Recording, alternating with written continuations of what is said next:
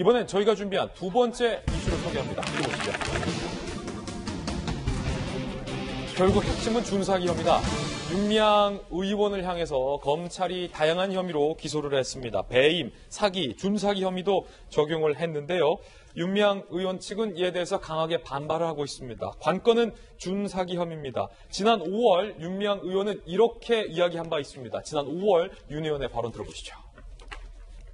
최근 계좌 이체 내역을 일일이 다시 보니 허술한 부분이 있었습니다. 스스로가 부끄러워집니다. 하지만 제 개인 계좌를 통하여 모금하였다고 해서 계좌에 들어온 돈을 개인적으로 쓴 것은 아닙니다.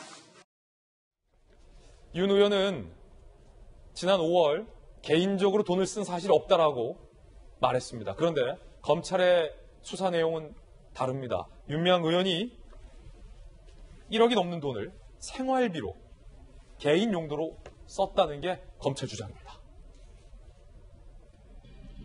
윤미향 의원이 개인 계좌 기부금 등 1억 37만 원을 217차례에 걸쳐서 사용했다. 쇼핑하는 데 썼어요. 교통비로 썼어요. 식비로 썼어요. 생활비로 일부를 사용했다는 거예요. 일부는 현금을 써서 사용처가 불분명하다. 검찰은 이렇게 주장을 했습니다.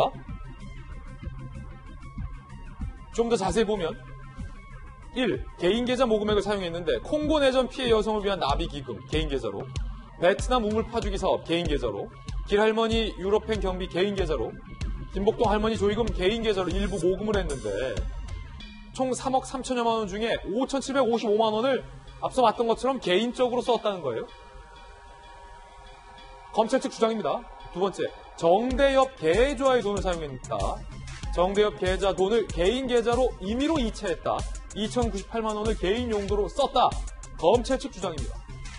마포쉼터 운영비도 썼다. 운영비 보관 직원 계좌에서 2,182만 원을 개인 계좌로 이체한 후에 또 개인 계좌로 썼다.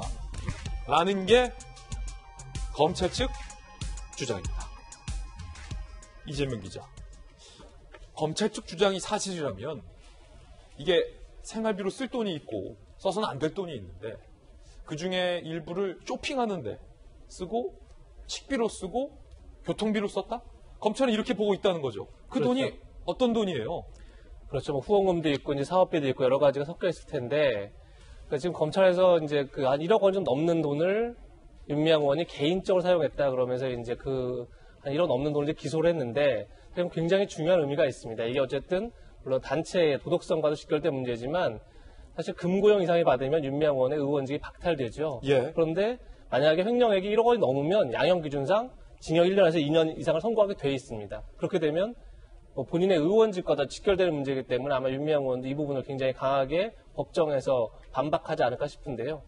두 가지 의미가 있는 것 같습니다. 첫 번째는 1억 원에 넘는 금액을 쇼핑, 교통비, 식비 등으로 썼다라는 게 지금 검찰의 기소 내용인데 사실 교통비와 식비는 조금 법정에 다툼 여지가 있어 보입니다. 왜냐하면 그것을 단체 활동으로 볼 수도 있는 여지도 있는 게 있을 수 있기 때문에 예. 과연 그것을 이제 전체 다 개인의 횡령으로 볼 수 있느냐 이런 다툼의 여지가 이제 하나 존재할 것 같고요. 또 하나는 아까 얘기했던 1억 원 이상이냐 아니냐에 굉장히 중요한 부분입니다. 그런데 지금 한 중앙일보는 오늘 이렇게 보도하더라고요. 검찰에서 8월 달에 윤미향 의원을 2차례 소환했다. 그런데 업무상 횡령에 대해서 윤미향 의원이 진술하지 않아서 최소 금액만을 넣은 거다 이렇게 얘기를 하고 있는데 결국은 1억 원을 계속 유지할 수 있느냐 아니면 그 이하로 떨어지느냐도 굉장히 중요한 앞으로 재판의 쟁점이 되지 않을까 이런 생각이 듭니다. 자, 정신 변호사님. 네네. 윤미향 의원은 지난 5월에 분명히 개인적으로 쓴 돈은 없다. 라고 주장을 했어요. 네. 그런데 검찰은 수사를 해보니 증거가 있다. 네. 쇼핑하는 데 썼다. 교통비로 썼다. 개인 식비로 썼다. 네. 그 돈이 1억이 넘는다. 네. 라고 검찰은 주장하고 있습니다. 네네. 그러면 윤미향 의원과 검찰 간의 앞으로의 재판에서 뭘 다투어야 됩니까?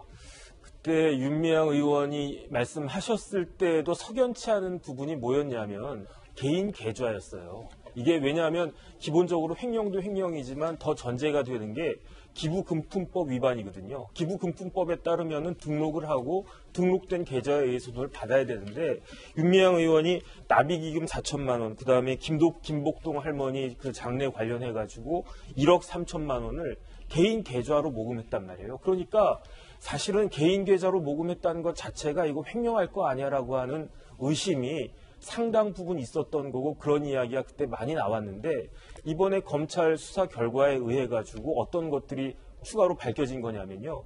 그것들이 임의로 정말로 개인 계좌로 받았어도 그게 다 목적한 바대로 사용이 됐다라고 하면은 혐의를 갖다가 횡령에 대해서는 벗을 수 있었을 텐데 예. 윤미향 의원은 그게 안 됐다는 이야기죠. 그것은 또 뭐냐면은 이 돈을 현금으로 썼다는 거예요. 그러니까 내 개인 계좌로 받았어도 공식적인 계좌를 통해 가지고 투명하게 다 썼다 그러면 기부금품법 위반은 됐을지언정 업무상 횡령은 그 혐의를 벗을 수 있었을 텐데 현금으로 그다음에 이걸 제가 보니까 200번 1억을 200번으로 나누면요 얼마가 되냐면 50만 원이잖아요. 예. 그러니까 평균적으로 뭐 많게는 더 많을 거고 적게는 뭐 1, 20만 원 되겠지만 50만 원 정도 되는 돈을 평균으로 해서 200번에 걸쳐 가지고 한 10년에 걸쳐 가지고 이런 정황을 갖다가 보면 윤미향 의원이 특별하게 어떠한 그 증거를 명확하게 밝히지 않는 이상 이거는 참 업무상 횡령으로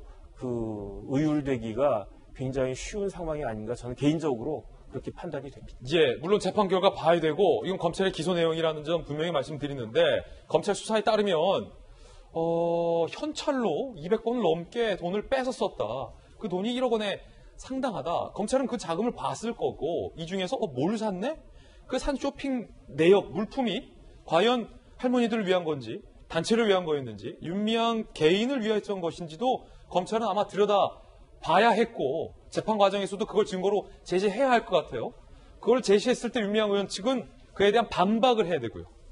2년 좀 전에 정 변호사 말씀 주신 것처럼 검찰에서는 그에 대해서 진술을 하지 않았다고 해요. 그러니까 재판 과정에서 나와야 될 텐데 과연 어떤 핑계로 어떤 변명으로 어떤 이유로 저거를 썼다고 윤미향 의원 측에서 얘기할지 참 궁금한 대목입니다. 근데 뭐 개인적으로 지금 그 위안부 피해 할머니들 통해서 모금된 기금을 가지고 저런 식으로 썼다는 것, 그 다음에 또 뭐 어디 보면은 그 기론옥 할머니 관련해서는 준사기 혐의까지 이런 거 보면은 과연 우리가 얘기하고 있는 그 시민운동을 윤미향 의원은 어떤 식으로 활용을 했는지 답답하고요.